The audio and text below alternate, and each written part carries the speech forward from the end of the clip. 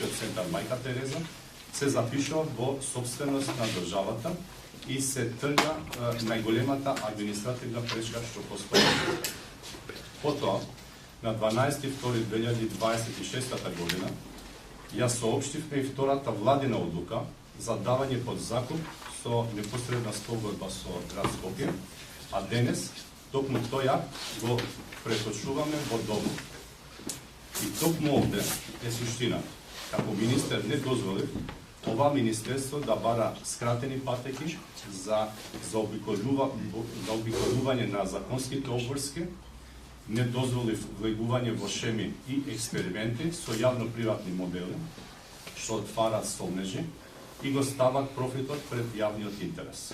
Сакам да информирам распишана тендерска постапка која што ќе значи проектирање и изведба.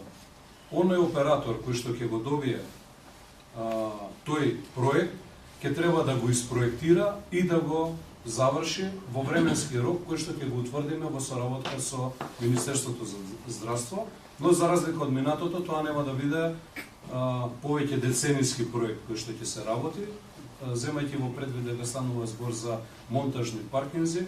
Јас се надевам дека некаде до втората половина на наредната година ќе бидат конечно ставени во функција тие два монтажни паркинзи, како што каже и министерот. Тие ќе бидат ултрасовремени, ќе имаат и нов систем за евиденција,